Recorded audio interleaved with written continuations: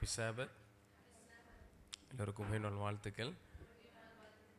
இந்த நாளிலும் இந்த ஓய்வு நாளின் நேரத்தில் கூடி வந்திருக்கிறவங்க யாவரையும் மீண்டுமாய் நான் உங்களை வாழ்த்தி நான் வரவேற்றுக் கொள்கிறேன். ஆண்டவர் நம்மளை ஆசீர்வதித்து இந்த ஓய்வு நாளிலே பங்கு பெறும்படியாய் நமக்கு கிருபைகளை தந்திருக்கிறார். அதற்கு நாம் தேவனை சோஸ்தரித்து உண்மை உள்ளவர்களாய் அவருடைய பாதத்தில் நாம் நெருங்கி இந்த ஜெபத்தில் நாம் பங்கு பெறுவோம். நாம் தொடர்ச்சியாக சில காரியத்தை படித்து கொண்டிருக்கிறோம். அதே போல் வெகு சீக்கிரத்தில் இந்த தொடர் பாடமானது நம்மை விட்டு முடிவடைகிறது. அதாவது போக போகுது, அப்படிதானே? சீக்கிரமாய் நம்மை விட்டு போக போகிறது. ஒரு சில வாரத்தோடு நம்ம அப்போஸ்தலர் நடவடிக்கைகளை படித்து நாம் முடிக்க போகிறோம். எத்தனை பேர் ஓரளவுக்கு அப்போஸ்தலர் நடவடிக்கைகளுடைய சரித்திரத்தை புரிந்து வைத்திருக்கிறீங்கன்னு சொல்லி எனக்கு தெரியல. ஆனால் நிச்சயமாக ஆண்டவர் நல்ல ஒரு புரிதலை அந்த அப்போஸ்தலருடைய நடவடிக்கை புஸ்தகத்தை நமக்கு கற்றுத்தந்திருக்கிறார் என்பதை நான் ஆணித்தரமாக நம்புகிறேன். ஏனென்று சொன்னால் நிறைய முறை பிரசங்கத்தில் ஒரு சில வார்த்தைகளை நாம் பிற இடத்துல கேட்பது உண்டு. ஆனால் இந்த அப்போஸ்தலருடைய நடவடிக்கைகள் என்ற அந்த வார்த்தை, அந்த பகுதி நம்மளுடைய தனிப்பட்ட வாழ்வுக்கு பவுல் மூலமாக கற்றுக் கொடுத்த அநேக காரியத்தை நாம் பார்த்துருக்கிறோம். இந்த நாளிலும் அதே தொடர்ச்சியாக எத்தனாவது பகுதி, எத்தனாவது என்னோடு ஒருவர் வண்டியில் இன்றைக்கி வந்துட்டு இருந்தாங்க. என்னோடு ஒருவர் வாகனத்தில் வந்துட்டு இருந்தாங்க. அப்போது இன்றைக்கி இந்த அதிகாரம் தானே சொல்கிறது புரியுதா? இந்த அதிகாரம் அந்த அதிகாரத்தை சொன்னாங்க. நான் இப்போ சொல்ல வரல, என்னை கண்டுபிடிச்சிருவீங்கன்னு. இந்த அதிகாரம் தானேன்னா என்ன அர்த்தம்? தெளிவாக சொல்கிறது அர்த்தமா, இல்லை சந்தேகமாக கேட்குறன்னு அர்த்தமா, அல்லது கேள்வி கேட்குறாங்கன்னு அர்த்தமா? சந்தேகத்தோடு கேட்பதுன்னு அர்த்தம் இல்லையா? இது தானே. அப்போ நான் சொன்னேன், பதிலே சொல்லலை. அப்போது நான் என்ன யோசித்தேன் அப்படின்னு சொன்னால், இன்றைக்கி எந்த அதிகாரம்ன்ட்டு சில பேருக்கு தெரியலையோ அப்படின்னு நான் நினச்சேன். அதனால் யோசித்து சொல்லுங்கள் பார்ப்போம். இன்றைக்கு நாம் எத்தனாவது அதிகாரத்தை நாம் தியானிக்க இருக்கிறோம்? Very good. 22, 23 and 24 3 அதிகாரத்தை இன்றைக்கி நாம் தியானிக்க இருக்க போகிறோம். ஆனால் அவங்க சரியாக சொன்னாங்க, 22, 23, 24 அதிகாரம் தானே அப்படின்னாங்க. அப்படியா தெரியலையே அப்படின்ற மாதிரி நான் விட்டுட்டேன். ஏன்னா ஒருவேளை நான் ஆமாம் அப்படின்னு சொல்லுவேன் அப்படின்ற எதிர்பார்ப்போடு என்ன செஞ்சுருக்காங்க, அந்த கேள்வி கேட்கப்பட்டது. ஆனால் நான் கொஞ்சம் சூதாரித்து என்ன செஞ்சுட்டேன், அதை நான் சைலண்ட்டாக ஆகிட்டேன். சரி, எதுக்காக இதெல்லாம் சொல்கிறேன் அப்படின்னா, சில நேரத்தில் நாம் தொடர்ச்சியாக படிக்கிறதுனால ஒருவேளை மறக்கலாம். சில விருந்தினர்கள்லாம் வந்துடுறதுனால தொடர்ச்சியாக போகிறது நமக்கு மறக்கும் இல்லையா? அதனால் மறக்காமல் நீங்கள் இதை வாசித்து, எத்தனை பேர் வாசிச்சிங்க? அப்போஸ்தலர் 24ஆம் அதிகாரம் 23, 24 கிட்டத்தட்ட 14-15 நாட்கள் இடைவெளி இருந்திருக்குன்னு நான் நினைக்கிறேன். என்னையோட சேர்த்து 14 சொல்லலாம். ஏன்னா போன வாரமே எடுத்துருக்கணும் அந்த பிரசங்கம். இருந்தாலும் ஆண்டவர் ஒரு தவணையின் காலம் கொடுத்து நமக்கு தந்திருக்கார் இல்லையா? வாசிச்சிங்களா? யாரும் வாசி பார்த்தா? பெரியவங்க கை தூக்குறீங்க, வாலிபர்கள் லைட்டாக அப்படி கொஞ்சம் கொஞ்சமாக வருது. அப்போ ஒரு அதிகாரம் தான் படிச்சிருக்கீங்களா? சரி. இருந்தாலும் இந்த நாளில் நமக்கு கொடுக்கப்பட்ட தலைப்பு என்ன அப்படின்னு சொன்னால், நான் பார்க்க போகிற இந்த செய்தி நீதிமன்றத்தில் சாட்சி என்ற ஒரு தலைப்பினாக நம்ம பார்க்க போகிறோம். நீதிமன்றத்தில் சாட்சி. இந்த 3 அதிகாரத்தையும் நாம் புரிந்து கொள்ளணும் அப்படின்னு சொன்னால் குறைஞ்சது ஒரு முறையாக நம்ம வாசிச்சிருக்கணும். ஒருவேளை இன்றைக்கி நேரம் கிடச்சிதுன்னா அந்த பிரசங்கம் முடிஞ்சதுக்கப்புறமா நம்ம சில விளக்கங்கள்லாம் நம்ம படிச்சிருவோம். மீண்டும் நீங்கள் வாசித்து பார்த்தீங்கன்னா இன்னும் எளிமையாக உங்களுடைய மனதில் புரிவதற்கு வாய்ப்பு இருக்கிறது. சரிங்களா? இந்த 3 அதிகாரத்தை ஓரளவுக்கு வாசிக்கும் போது நீதிமன்றத்தில் சாட்சின்ற தலைப்பை நான் ஏன் வச்சேன் அப்படின்றத உங்களுக்கு என்ன செஞ்சுருக்கோம், கண்டிப்பாக புரிஞ்சிருக்கும். பிரசங்கத்தின் முடிவிலும் உங்களுக்கு கண்டிப்பாக தெரியும். சரிங்களா? அப்போஸ்தலர் 22ஆம் அதிகாரம் 23, 24 பார்க்கும்போது, சூழ்நிலை எப்படி இருந்தாலும் தேவன் தன் ஜனங்களை சாட்சியாக பயன்படுத்தியிருக்கிறார் என்ற ஒரு உதாரணத்தை சொல்லுகிற ஒரு காரியமாக இருக்கிறது. எப்படிப்பட்ட ஒரு சூழ்நிலைகள் இருந்தாலும் சரி, ஆண்டவர் மக்களை பயன்படுத்தின விதத்தை சாட்சியாக எப்படி இயேசு கிறிஸ்து பயன்படுத்தினார் அப்படின்ற ஒரு உதாரணத்தை நம்மளால் கண்டிப்பாக நினச்ச முடியும், பார்க்க முடியும். ஒருவேளை இங்கே அமர்ந்திருக்கிறவங்க அல்லது இந்த யூடியூப் மூலமாக கேட்குறவங்க, பிறகு கேட்க போகிறவங்க எல்லாருக்கும் ஒன்று நான் சொல்ல விரும்புகிறது என்ன அப்படின்னா, ஏன்னா நான் இந்த 3 அதிகாரத்தையும் படிக்கும்போது நான் பெற்றுக்கொண்ட ஒரு பாடம் இதுதான். எப்படிப்பட்ட சூழ்நிலை இருந்தாலும் நமக்கு ஒரு வாய்ப்பு ஆண்டவர் கொடுக்குறாருன்றத பவுல் மூலமாக நான் படிச்சுக்கிட்டேன். பவுல் இருந்த இடம் எப்படிப்பட்டது அப்படின்னா, சித்தோடு சபை மாதிரி அவருக்கு வாய்ப்பு கிடைக்கல. அல்லது வேறு ஏதாவது பஸ் ஸ்டாண்டில் நிற்கிற மாதிரி ஒருவேளை சத்தியம் சொல்ல வாய்ப்பு கிடைச்சதுன்னா அப்படியும் ஒரு வாய்ப்பு கிடைக்கல. அல்லது ஏதாவது ஒரு இடத்துல எதிர்பார்க்காத விதமாக ஒரு பெரிய மால், அது பக்கத்தில் நமக்கு டெக்ஸ் வேலி இருக்குது, அந்த மாதிரி வாசலில் நின்று சத்தியம் சொன்னார். ஆனால் அப்படி ஒன்றும் இல்லை. அப்போது பயங்கரமான மோசமான ஒரு சூழ்நிலையிலிருந்து அவர் சத்தியத்தை சொன்னார். இன்றைக்கு நீங்களும் நானும் எப்படிப்பட்ட பிரச்சனைகள் நம்மளுடைய வாழ்க்கையில் இருந்தாலும் சரி, என் குடும்பத்தில் பயங்கரமான பிரச்சனை, என்னால் பேச முடியல, என்னால் அதை மேற்கொள்ள முடியல அப்படின்ற ஒரு நிலையில் நீங்களும் நானும் இருந்தாலும் பரவாயில்ல, உங்களுக்கும் எனக்கும் அந்த ஒரு சூழ்நிலையிலும் சாட்சி சொல்லி ஊழியம் செய்வதற்கு வாய்ப்பு இருக்குது என்ற ஒரு உதாரணம் தான் இந்த 3 அதிகாரத்தினுடைய பாடம். இந்த வரலாற்றில் ஒரு சிலவர் நினைக்கலாம் இது வரலாற்று கதைகள் என்று நினைக்கிறோம். வரலாற்று கதைகளாக இருந்தாலும் இது சாட்சி பரவுகிற சொல்லுகிற ஒரு ஒரு மேடையாக இருக்கிறது என்று சொல்லி பார்க்குறாங்க. பவுல் குற்றவாளி போல இந்த இடத்துல இந்த 3 அதிகாரத்தை வாசிங்கன்னா, குறிப்பாக 23ஆம் அதிகாரம் 4வது அதிகாரத்தில் அவரை சிறைக்கு கொண்டு போகிற ஒரு அனுபவத்தை பார்க்க முடியும். அந்த இடத்துலையும் அவர் சாட்சி சொல்லி வாழ்ந்தார் அப்படின்றத பார்க்குறேன். எனக்கு என்ன ஆச்சரியம்னா, நல்லா இருக்கிற நான் சாட்சி சொல்ல மாட்டேங்கிறேன், ஜெயிலில் கொண்டு போட போகிற மனுஷன் சாட்சியாய் நின்று சாட்சி பகிர்ந்தார் என்று சொல்லுகிறது. அதுவும் எந்த இடத்துல? அதுதான் நம்மளுடைய பிரசங்கத்தின் தலைப்பு, நீதிமன்றத்தில் சாட்சி. நீதிமன்றத்தில் சாட்சி சொல்ல முடியுமா? பைபிள்லேருந்து கேட்கல, பொதுவாக நான் கேட்குறேன். நீதிமன்றம் இருக்கிறது, நீதிமன்றத்தில் எந்த இடத்துல நின்று ஜட்ஜ் வந்து பேசுவார்? நியாயாதிபதி இல்லையா தமிழில், நீதிபதி, சாரி பைபிள்லேயே பேசி பேசி அந்த வார்த்தை வருது, நீதிபதி இல்லையா? நீதிபதி எங்கேருந்து பேசுவார்? அது நடுவில் உட்காந்துருப்பார். அட்வொகேட், அதாவது வக்கீல்லாம் எங்கே இருப்பாங்க? முன்பகுதியில் நடுவில் ரவுண்டு ஒரு டேபிள் போட்டு உட்காந்துருப்பாங்க. பட் ஒருவேளை பார்க்குறதுக்கு ஒருவேளை மக்கள் வந்திருந்தால், அந்த தரப்பு மக்கள் வந்திருந்தால் எங்கே இருப்பாங்க? பின்னாடி இருக்கைகள் கொடுக்கப்பட்டிருக்கோம், அங்கே இருப்பாங்க. எல்லாத்தையும் விட முக்கியமாக நம்மளுடைய கண்கள் எல்லாம் போகக்கூடிய ஆள் யார்? ஜட்ஜ் இருந்தால் இல்லை, அது 2வது தான் பார்ப்போம். வக்கீல் இருக்காரான்னு கூட 2வது தான் பார்ப்போம். ஆட்கள் யாரெல்லாம் வந்திருக்கா, என் சொந்த பந்தம், என் சண்டைக்காக, பிரச்சனைக்காக, இட பிரச்சனை, அந்த பிரச்சனைக்கு கூட வந்திருக்கான்றது பிறகு தான் பார்ப்போம். ஆனால் ஒருவேளை எல்லாரையும் முக்கியமாக நம்ம கண்ணோக்கி பார்த்தாலும், அந்த குற்றவாளி நிற்கிற ஒரு இடத்தில் எல்லாரும் என்ன செய்வோம்? ரொம்ப கவனமாக பார்ப்போம், யார் அங்கே நிற்கிறா. நான் சொல்கிறது சரியா இல்லை தப்பா? சரி என்றால் கொஞ்சம் வேகமாக தலையாட்டலாம், ஒன்றும் தப்பு இல்லையா? அதில் எதுவும் தப்பு இல்லைல்ல, ரைட். அந்த குற்றவாளி கூண்டில் யார் நிற்கிறாங்களோ அவர்களை நாம் பார்ப்பதற்கு மிகவும் ஆர்வமாக இருப்போம். என்ன பேசுகிறாரு, எப்படி பேச போகிறாரு, எந்த மாதிரி அவருடைய பாகனைகள் இருக்க போகிறது, அவருடைய சரீரத்தினுடைய அந்த அவயத்தின் அசைவுகள் எப்படி இருக்குன்றது ஒவ்வொரையும் நுணுக்கமாக கவனிப்போம். நம்ம ஒன்றும் பெரிய வக்கீல் கிடையாது, நம்ம ஒன்றும் பெரிய ஜட்ஜி கிடையாது. ஆனாலும் ஒருவேளை ஒரு பார்வையாளர் போல வந்தாலும் சரி, அல்லது ஏதாவது திரைப்படங்களில் அதை ஏதாவது படத்தில் பார்த்தாலும் சரி, நம்ம பார்க்கறது குற்றவாளி என்ன சொல்ல போகிறான் ரொம்ப ஆர்வமாக கவனிப்போம். ஏன்னா அவன் மீது குற்றம் சுமத்தப்பட்டிருக்கிறது, அவனுடைய நாவிலிருந்து புறப்படுகிற ஒவ்வொரு வார்த்தை எப்படி இருக்குமோ என்ற ஒரு ஆவல் நம்ம எல்லாருக்கும் இருக்கும். இந்த ஒரு நிலைமையில் பவுல் இருந்தார். விசாரணை மூலமாக அந்த இடத்துல, அதாவது நீதிமன்றத்தின் சாட்சி சொல்லுகிற இடத்தில் பவுல் இருந்தார். அப்படி குற்றவாளி மாதிரி நிற்க வைக்கப்பட்ட அந்த பவுல் சாட்சி சொல்லி ஊழியம் செய்ததாக இந்த 3 அதிகாரம் நமக்கு பாடமாக கற்றுத்தருகிறது. பிரசங்கமே முடிஞ்சு போச்சு. பவுல் நம்ம என்ன பார்க்க போகிறோம்னு சொல்லியாச்சு, தலைப்பு என்னன்னு சொல்லிட்டேன், தலைப்போட அர்த்தம் இதான்னு சொல்லியாச்சு, அதனுடைய கருப்பொருள் இதான் சொல்லியாச்சு, பிரசங்கமே முடிஞ்சுட்டே. இன்றைக்கி நம்ம வந்து அமர்ந்து இந்த சத்தியத்தை கேட்க வந்தோம் இல்லையா, இதனுடைய மொத்தத்தையும் சொல்லிட்டேன் நான். இப்போ எந்த சூழ்நிலை இருந்தாலும் நாம் சாட்சி சொல்லலாம். பவுல் அதை செய்தார் அப்படின்னு எப்படி சொன்னார், எப்படி இதை கையாண்டார்ன்றது தான் என்னுடைய பிரசங்கத்தினுடைய சின்ன சின்ன வசனங்களோடைய சேர்ந்து வார்த்தைகள். பிரசங்கம் இதுதான், நான் சொல்ல வந்த பிரசங்கம் இதுதான், நல்ல மனசில் வச்சுக்கிடுங்க. இதில் இவர் என்ன செய்தார் அப்படின்றது ஒரு சில விஷயத்தை நம்ம என்ன செய்வோம், நம்ம பார்ப்போம். இங்கே நடந்த நிகழ்வு ஒரு நிலவரமாகத்தான் இருந்தது. ஆனால் பவுல் தேவனோடு இருந்த தொடர்பு நிமித்தமாக கலவரமாக மாறவில்லை. இதை தலைப்பை வைக்கலாம்லாம் யோசித்தேன், பட் ஆனால் எக்ஸாக்டாக இருக்கணுமேன்றக்காக நான் அந்த தலைப்பை மாற்றிட்டேன்.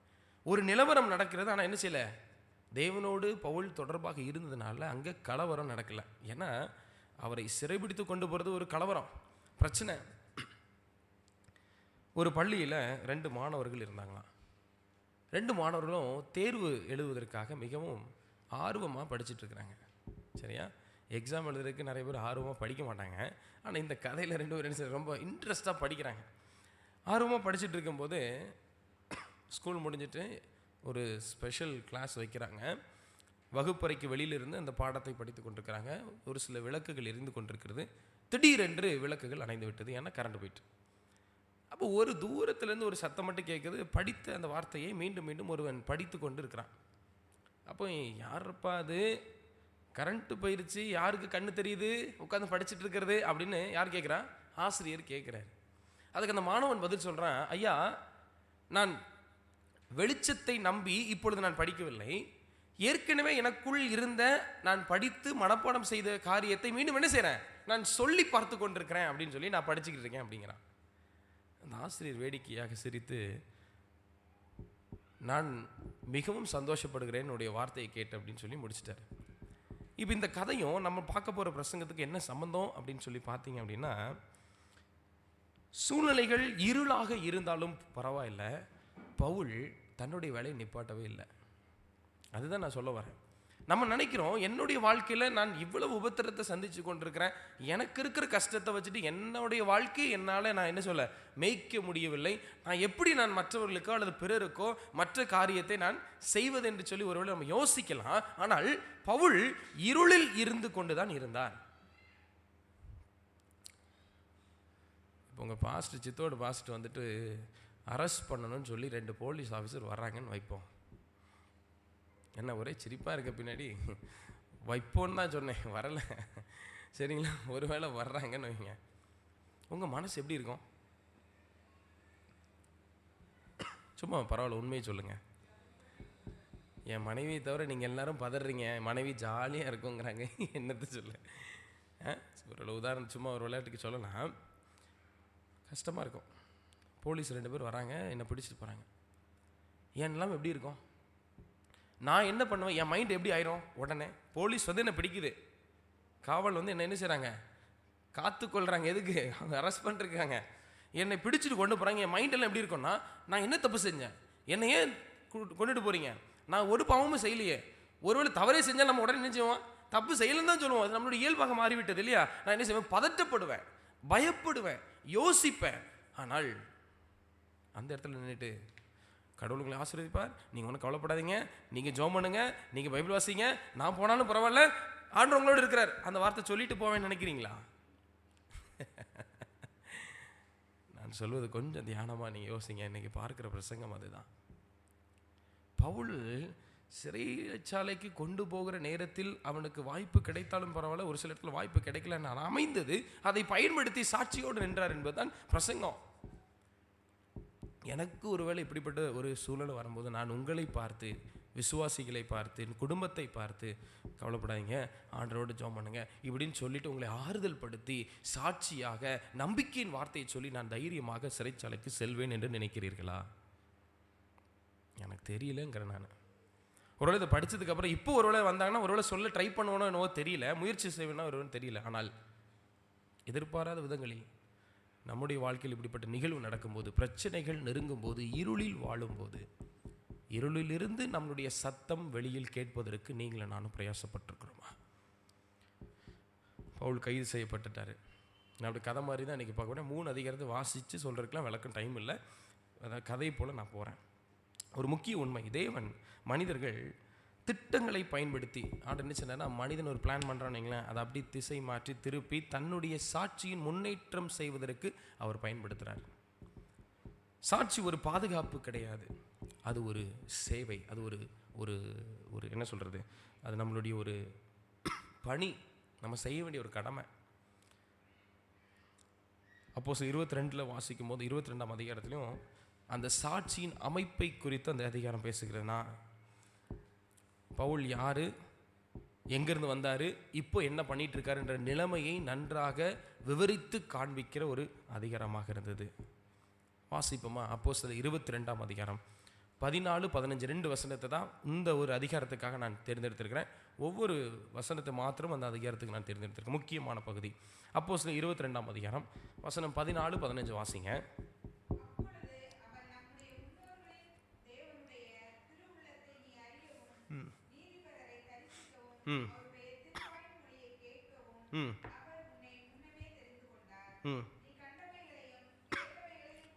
நீ கண்டவைகளையும் கேட்டவைகளும் குறித்து சகல மனுஷருக்கு முன்பாக அவருக்கு சாட்சியா இருப்பாய்.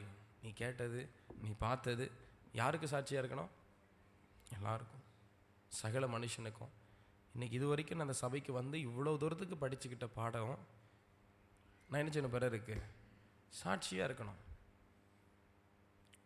பிரசங்கத்தை கேட்கறத விட ஒரு மனிதனுடைய வாழ்க்கையில் நடந்த நிகழ்வை கேட்கறது எப்படி இருக்கும்? பிரசங்கத்தை விட சாட்சி பெரிய வல்லமை கொடுக்குது. பிரசங்கத்தை விட சாட்சி வல்லமை கொடுக்குது. பைபிளில் இருக்கிறது அங்கங்கே 2-3 வசனத்தை தேடி பிடிச்சி கொண்டு வந்து ஒரு கதையை சொல்லி அதுக்குடைய விளக்கத்தை சொல்லி கொண்டு போகிறத விட, பிரசங்கத்தை விட என் குடும்பத்தில் இப்படி நடந்துச்சுங்க, என் வீட்டில் இப்படி நடந்துச்சுங்க, எனக்கு இந்த சூழ்நிலை வந்துச்சுங்க, உங்கள் முன்னாடி நிற்கிற நான் தாங்க அது அப்படின்னு சொல்லும்போது எப்படி இருக்கும்? யாரோ எழுதி வைத்து கொண்ட எப்போவோ எழுதப்பட்ட செய்தியை நான் கேட்பதை காட்டிலும் என் கண்களுக்கு முன்பதாக வாழ்ந்து கொண்டிருந்த மனிதன் அவன் தேவனிடத்தில் நெருங்கிய ஜீவியத்தில் இருக்கும் பொழுது அவருக்கு தேவன் அருளின கிருபையின் மூலமாய் கிடைக்கப்பெற்ற சாட்சியின் வாழ்க்கையை சொல்லும் போது அது பிரபலமாக இருக்கிறது, அது பிரதானமாகவும் இருக்கிறது. அதுதான் நம்மளுடைய மனசுக்கு பிடிக்கும். இந்த பவுல் தன்னுடைய வாழ்க்கையில் அப்படிப்பட்ட சாட்சியின் சொல்லி தான் வாழ்ந்திருக்கிறார். எனக்கு ஒரு கேள்வி வந்துச்சு நான் இதை படிக்கும்போது. சாட்சின்னு படிச்சுட்டு இருக்கிறோமே, என் வாழ்க்கையில் என்னை பற்றி நான் எத்தனை பேர்கிட்ட நான் வந்து பகிர்ந்துக்கிட்டேன், என்னை பற்றின ஒரு சாட்சியை நான் எத்தனை பேருக்கு சொன்னேன் அப்படின்னு சொல்லிட்டு ஒரு எண்ணிக்கையை யோசிச்சுக்கிட்டே இருந்தேன். இப்போ அந்த கேள்வி உங்ககிட்டயும் நான் கேட்குறேன். உங்களை பற்றி, உங்கள் வாழ்க்கையை பற்றி எத்தனை பேர் நீங்கள் உங்களுடைய நண்பனோ இல்லை ஃப்ரெண்ட்ஸ், அதாவது நட்பு வட்டாரம் சரி, இல்லை குடும்பத்திலையும் சரி, சபைக்குள்ளே இருக்கிற விசுவாசிகள்கிட்டையோ உங்களை பற்றி உங்களுடைய சாட்சி, உங்களை பற்றினா நீங்கள் யார் என்ன படிக்கிறீங்க அப்படின்னு சொல்ல வரல, உங்களுடைய சாட்சி தேவன் உங்களை எப்படி நடத்தினார் என்ற விவரங்களை எத்தனை பேருக்கு நீங்கள் சொல்லியிருப்பீங்கன்னு யோசிச்சு பாருங்கள்.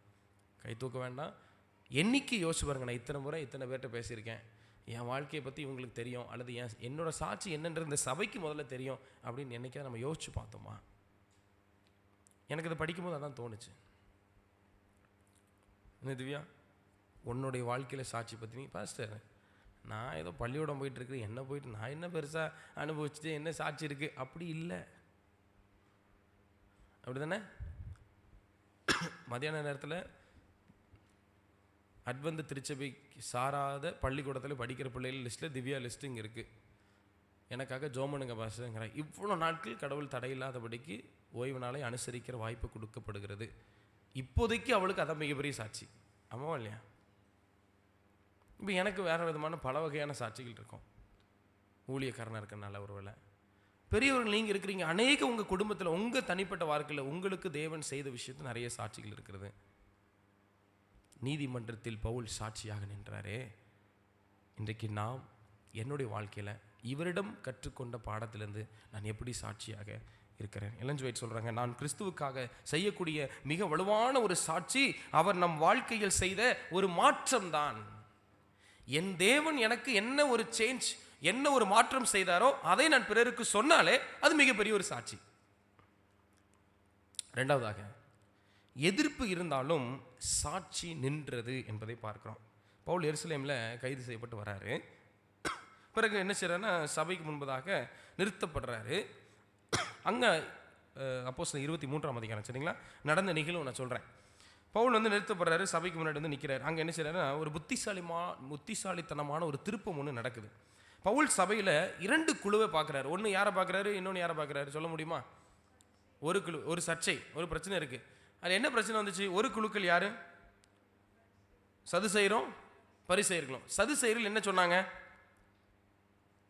அவங்க என்ன நம்பினாங்க? உயிர்த்தெழுதல் இருக்குன்னாங்களா இல்லைன்னாங்களா? உயிர்த்தெழுதல் இல்லைன்னு சொல்லி நம்பினாங்க. அதே பரிசேயர்கள் என்ன சொன்னாங்க? உயிர்த்தெழுதல் உண்டு என்று சொல்லி நம்பினாங்க. இதுதான் பிரச்சனைங்க. கைது செய்யப்பட்டு வராரு. திருச்சபைக்கு முன்னாடி நிற்கிறாங்க. 2 கூட்டம் இருக்குது. 2 கூட்டம் பேசிக்கிட்டே இருக்காங்க. ஒருத்தர் நம்புறாங்க, ஒருத்தர் நம்பலை. ஆனால் அவர் சொல்கிறாரு, நான் உயிர்த்தெழுதல் நம்பிக்கைக்காக விசாரிக்கப்பட்டிருக்கிறேன் அப்படின்னு சொல்லிட்டு அவர் குற்றவாளி போல் அங்கே நிற்கிறாரு. அந்த இரவு ஒரு காரியம் நடக்குது. பவுலை முதல்ல யார்கிட்ட கொண்டு போகிறாங்க? குற்றவாளி ஆயிட்டாரு, முதல்ல யார்கிட்ட கொண்டு போகிறாங்க?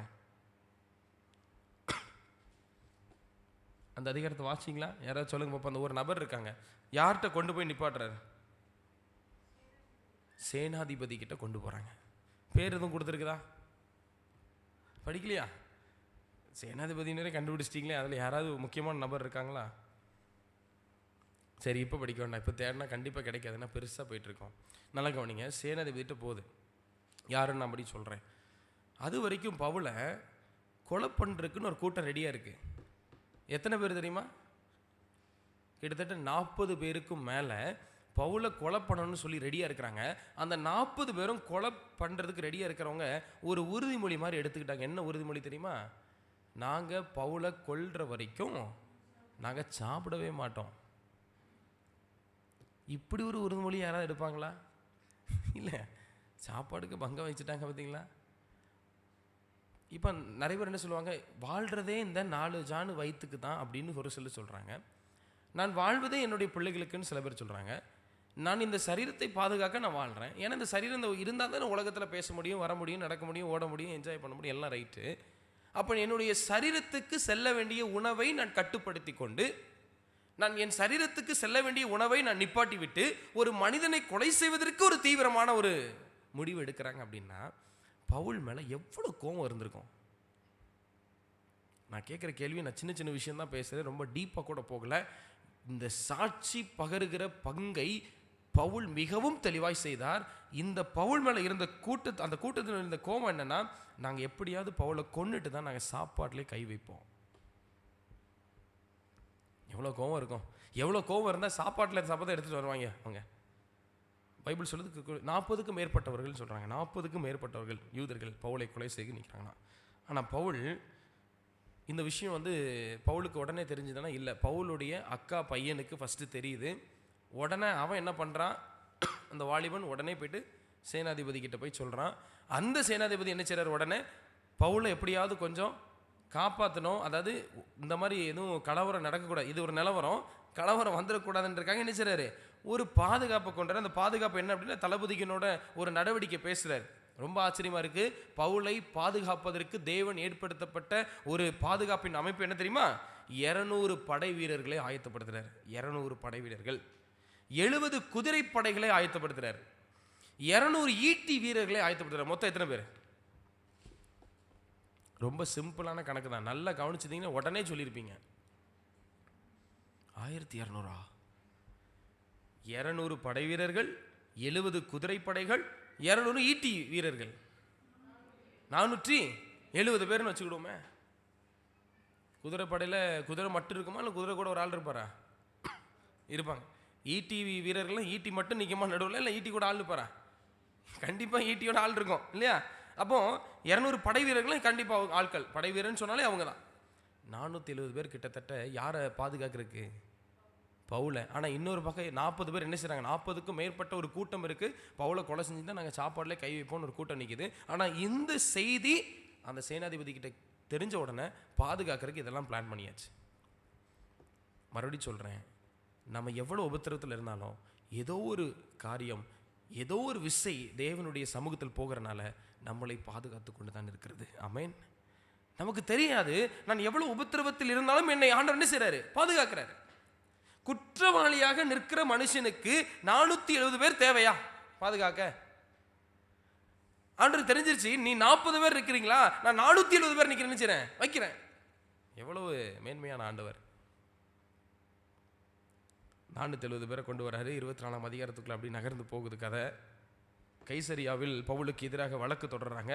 யூதர்களுடைய தரப்பிலிருந்து ஒரு என்ன சொல்றது, ஒரு பிரச்சனை வைக்கிறாங்க. என்ன வைக்கிறாங்கன்னா, இந்த பவுல் ஒரு பிரதான ஆசிரியராக மூப்பர்களெல்லாம் சேர்ந்து, அதாவது பிரதான ஆசிரியர்கள் மூப்பர்கள் இங்கெல்லாம் சேர்ந்து ஒரு குற்றம் சொல்றாங்க. கலகம் செய்பவன் இவன் தான், இவன் ஒரு குழுக்கு தலைவராக இருந்து தவறான உபதேசத்தை செய்து கொண்டிருக்கிறான் அப்படின்னு குற்றத்தை பண்ணாங்க.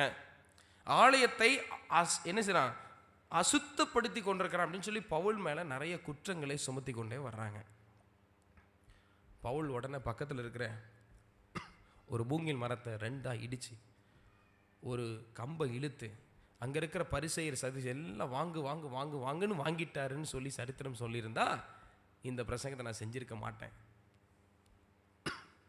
ஆனால் பவுல் என்ன செஞ்சார் தெரியுமா? பவுல் அமைதியாக விளக்கத்தை கொடுக்க ஆரம்பித்தார். இன்னைக்கு நமக்கு இந்த மாதிரி சண்டை பிரச்சனை வந்த உடனே எப்படி நம்ம அப்படியே ஒரு கோபத்தோட சண்டைக்கு ரெடியாகி போகிறோம். திருப்பி அவனை அடிக்கலாம், திருப்பி அவனை 2 வார்த்தை, ஒருத்தர் 2 வார்த்தை பேசினா நம்ம 4 வார்த்தை பேசினா நமக்கு நைட்டு தூக்கம் வரும். அப்படி தானே? ஃபஸ்ட் ரொம்ப உண்மையெல்லாம் வெளியே சொல்லாதீங்க அப்படின்றீங்களா? இல்லை, என்னுடைய எண்ணத்தை நான் யோசிச்சு பார்க்குறேன். எனக்கு ஒரு பிரச்சனை வருதுன்னா, நான் ஒருத்தர் என்னை திட்டாங்க, என்னை யாராவது பேசுகிறாங்கன்னு சொல்லும் பொழுது நான் என்ன நினைக்கிறேன், அவன் 2 வார்த்தை திட்டான் அப்படின்னு சொன்னால் நான் உனக்கு 4 வார்த்தை ரிட்டர்ன் கொடுத்தாகணும். 4 வார்த்தை திருப்பி கொடுத்தா எனக்கு இரவு நல்லா தூக்கம் வரும். வாய்க்கிளிய வாய் திறந்து நன்றாக நான் பேசி அவர்களை முழு மனதோடு திட்டணும். முழு மனதோடு ஆசீர்வதிக்கல, முழு மனதோடு திட்டினாதான் எனக்கு திருப்தி. ஆனால் தன்னை கொலை செய்ய கூட்டம் வருது, தனக்காக எல்லாத்தையும் விட்டுட்டு அவன் வந்து ஆண்டவர் தேடி நிற்கிறாரு. அவர்களுக்கு ஆண்டவர் அவனுக்காக 470க்கு மேலே நபர்களை சூழ்ந்து வீரர்களை பாதுகாப்பாக வச்சிருக்கிறாரு. அமைதியாக பதில் சொல்கிறாரு. நல்லா கவனிக்கணும். அமைதியாக பதில் சொல்கிறாரு. நான் கலகம் செய்பவன் அல்ல. கலகக்காரன்னு சொன்னார்.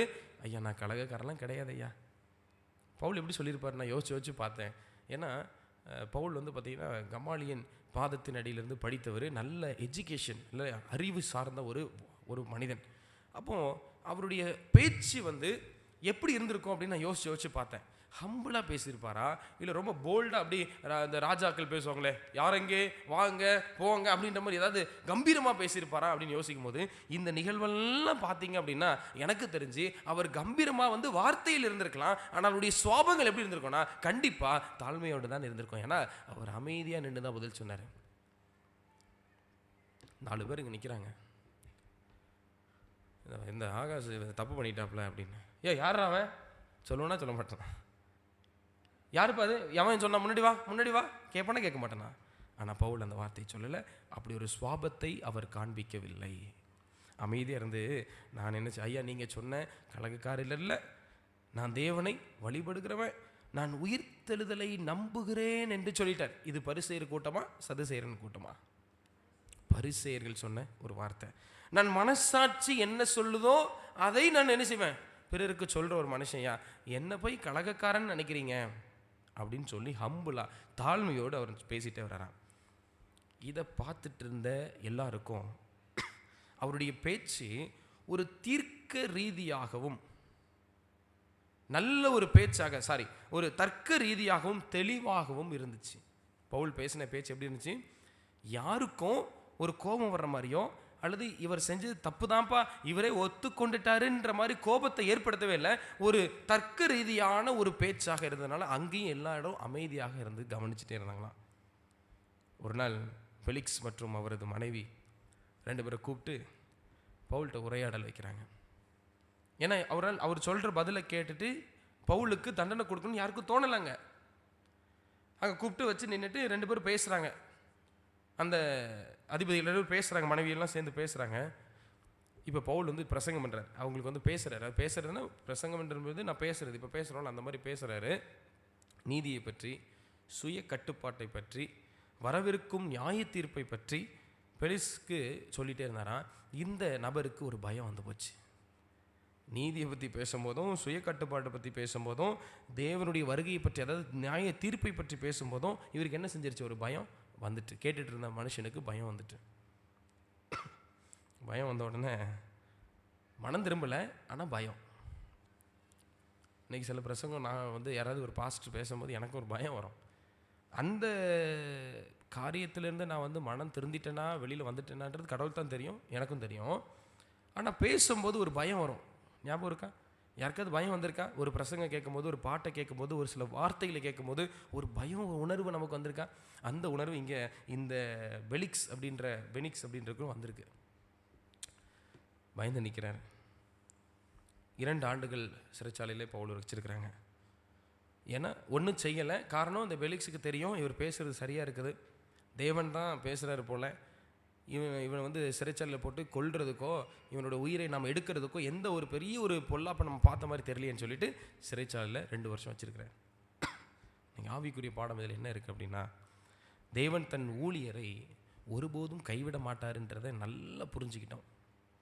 சதி நடந்தாலும் திட்டம் கலைந்து விடும். எவ்வளோ பெரிய சதி, 40 பேர் கூடி வந்தாங்க, அது பெரிய சதி. ஆனாலும் திட்டம் என்ன செஞ்சிருச்சு, கலைஞ்சு போச்சு. பாதுகாப்பு தேவன் கொடுத்தார். 470 பேருக்கு மேலே பாதுகாப்பை பவுலுக்கு அங்கே கொடுத்தார். சாட்சியம் கொடுக்க வாய்ப்புகள் சிறையிலும் இருந்துச்சு. நம்ம சாட்சி சொல்கிறதுக்கு சிறைச்சாலைக்கு போனால் கூட வாய்ப்பு கிடைக்குதான். அல்லேலூயா. ரொம்ப ஒரு வித்தியாசமான முறையில் எனக்கு இதை நான் பெற்றுக்கொண்டேன். உண்மை பேசுதல் ஒரு துணிச்சல் தேவை. நிறைய பேர் உண்மையே பேச மாட்டாங்க. இன்றைக்கி நிறைய கோழைத்தனமான மக்கள் இந்த உலகத்தில் இன்னும் இருக்கிறாங்க. பேசுகிறவங்க நிறைய பேர் இருக்காங்க. நல்லா புரிஞ்சுக்கோங்க, நான் சொல்கிறது வித்தியாசம் இருக்குது. பேச தெரிந்தவர்கள் பேசுகிறவங்க நிறைய இருக்கிறாங்க, ஆனால் உண்மை பேசுகிறவங்க கம்மியாக தான் இருக்கிறாங்க.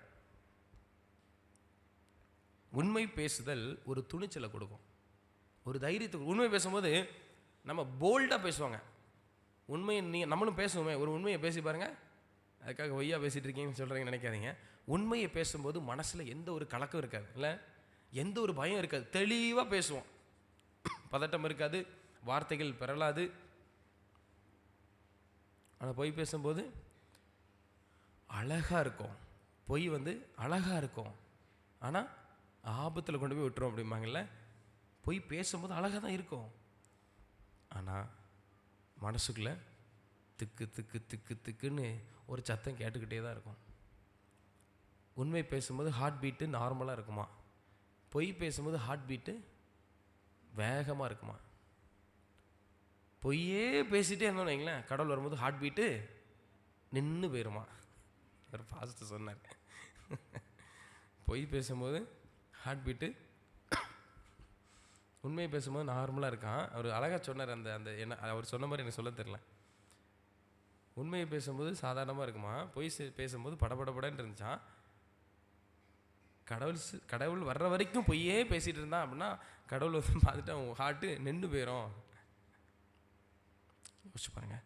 இன்றைக்கி சபை பிரிவுகள், அரசியல் சூழல்கள்லாம் பார்க்கும்போது பொய் சாட்சிகள் அதிகமாகும் போது உண்மையான சாட்சிகள் குறைந்து கொண்டே இருக்கிறது. கடைசியாக உலகம் இன்றைக்கி நம்மளை சாட்சி சொல்வதற்கு எதிர்பார்க்கிறது. இந்த 3 அதிகாரத்தில் படிக்கிற ஒரு பாடம் என்ன தெரியுமா?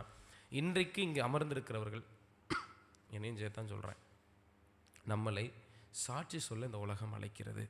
கடவுள் அதற்கு வாய்ப்பு கொடுக்குறார். சிறைச்சாலைக்கு போனவர், ஜெயில் கதி மாதிரி அங்கே அப்படி நின்றுட்டு இருந்தவர், அந்த அந்த என்ன சொல்கிறது, கோர்ட்டில் நிற்கிற மாதிரி குற்றவாளி கூண்டு மாதிரி ஒன்று அங்கே அமைப்பு இல்லைனாலும் ஒரு ஓரமாக குற்றவாளி மாதிரி சாட்டப்பட்ட பவுல் அந்த இடத்துல நின்று சாட்சி சொல்ல அவருக்கு வாய்ப்பு கிடைக்கிது. அப்படின்னா எல்லாம் இருந்து அனைத்தையும் நான் பார்த்து அனுபவிக்கிற நான் ஏன் இன்னும் சாட்சி சொல்லவில்லை?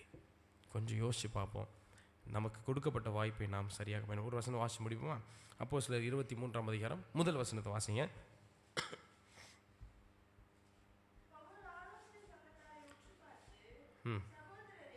சகோதரரே, இந்நாள் வரைக்கும் எல்லா விஷயம் நல்லா கவனிச்சிங்களா? இந்நாள் வரைக்கும் அப்படின்னா அவர் உயிர் வாழ்ந்த அன்னைக்கு பேசுகிறார் பார்த்தீங்களா, அன்னைக்கு வரையும் சொல்கிறாரு. பவுல் ஆலோசனை சங்கத்தாரை உற்று பார்த்து, சகோதரரே இந்நாள் வரைக்கும் எல்லா விஷயங்களிலும், அப்படின்னா என்ன, ஒன்று கூட விடலைன்னு அர்த்தம். நல்லா புரிஞ்சுக்கோங்க.